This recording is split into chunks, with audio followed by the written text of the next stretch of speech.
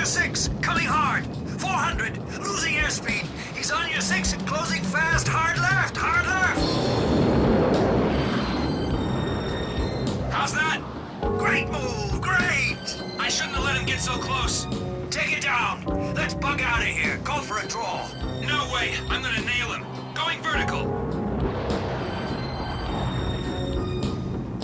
He's blind. You got him. Yeah, I got him in the gun sight. They heard the voice of Jester, the instructor.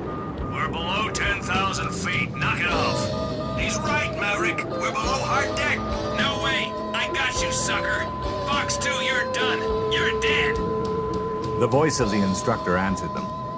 Roger, Fox 2. Now get your butts above the hard deck. Return to base immediately. Maverick and Goose had won the combat, but they had broken the rules. I had them in my office for an explanation. The rules of engagement are not flexible. They exist for your safety. You will obey them, is that clear? Yes, sir, perfectly clear. I guess I was just a little overenthusiastic. I dismissed Maverick and Goose, and Jester turned to me. I don't know what to tell you, Skip. He's completely unpredictable. Nothing by the book, all over the sky. Tell me one thing. If you had to go into combat, would you want him with you? There was a long pause. Yes. The mock battles continued. Maverick was not always so successful, and he took it hard when he lost. The pilots were awarded points for each engagement, and Maverick and Iceman were neck and neck when Maverick led a 4-plane squadron against 4 instructors. Iceman was at his wingtip. An F-5 shot out of the clouds ahead of them. Iceman called over the radio. On bogey. I can get him at 30 degrees more. Maverick replied urgently. I can come in right now. Stay where you are. I need another 20 degrees, then I've got him. Fire it or clear out. I can get him, Ice. Come off high right. No, just 5 seconds. Maverick dived down between the 2 planes as Iceman realized that he couldn't get the bogey. Angrily, he pulled the stick hard and found that he was headed straight at Maverick. Look out! I can't divert. Maverick slammed his stick forward and avoided a collision by inches, but the turbulence from Iceman's plane made Maverick's left engine flame out. The plane went into a flat spin. Then out of control, Goose called to him. Time to go! I can't eject! I'll do it for you! Goose pulled the ejection lever, which first jettisoned the plexiglass canopy.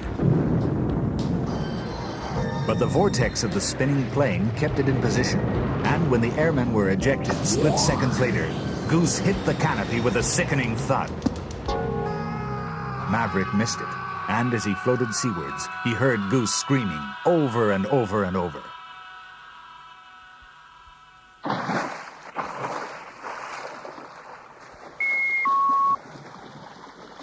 After landing in the water, he swam to Goose and kept him afloat until rescue arrived.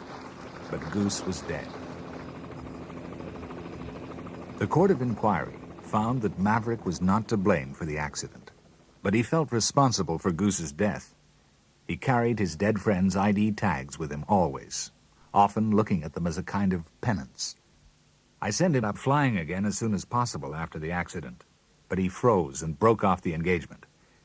I told them to keep sending him up, but he cleared his locker and left the unit. Charlie caught up with him in a bar at San Diego Airport.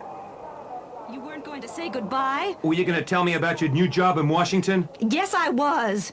And I sure wasn't going to leave without seeing you. I didn't want to see you. I mean, I did, but I didn't. Say, who's in charge inside there? Listen, when people fall from a great height, they die. You can't bring them back. That's not it. I just don't think I can bring me back. She smiled ruefully at him as she turned to go. Just in case, sometime, somewhere, the question crosses your mind, the answer is I loved you, and it was worth it. It was after that that Maverick called on me at home.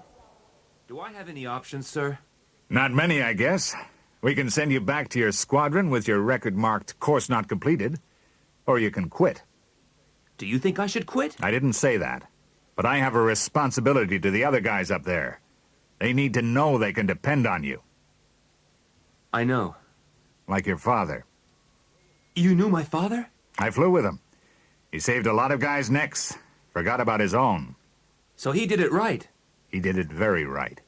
Just the wrong place for the State Department to acknowledge. We were over the wrong line on some map. You were there? I was there. I'm here now because of him. Maverick went back to base and completed the course. He graduated, although he didn't win. That honor fell to Iceman. But I had to interrupt the graduation party. Gentlemen, there's a major flap on. You're moving out. Someone's fired on one of our ships. You're on your way. You'll be on the Kitty Hawk, ready for orders tonight. Oh, Maverick, Yes, sir. you'll get a reel from your old squadron. And if you don't, I'll fly with you. There was a fierce air battle. Okay, ready to launch. Good throw, I'm taking a shot. Fire! This time with real ammunition and real MiGs. Maverick was in reserve, but was soon called in to give assistance. At first he hesitated, staring at Goose's dog tags clenched in his fist. Suddenly he snapped out of it and joined the fray. Ike, that bogey's still behind you. I'm maneuvering for a shot. Stay with him, man, stay with him. Take the shot, nail him, nail him. Ike, I can't get a tone. Shoot, Maverick, I can't get him off my tail. Here comes the shot.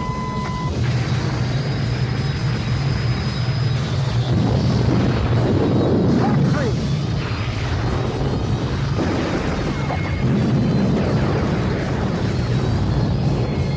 You haven't lost him, he's still with us.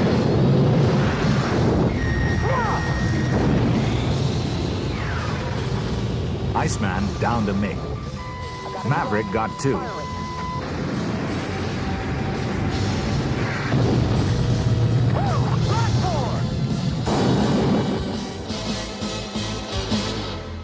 The battle was won. Back on board the Kitty Hawk, the commander had news for him. Hey, MiG Killer. I got news that's gonna make you very happy. You got the big duty option, Maverick. Anything, any place. What'll you go for, son? And that's how Maverick finished up as one of my instructors here at Top Gun. He finally came to terms with Goose's death and dropped his dog tags reverently over the side of the Kitty Hawk before flying back to Miramar. On his first night back, he heard a familiar voice in the bar. Hi, Maverick. Charlie, you back here for a while? Yep, they gave me the big option. Anywhere. I took my ex-boss's job. This could be complicated. The first time I crashed and burned. And the second? I'll tell you tomorrow. But it's looking good so far.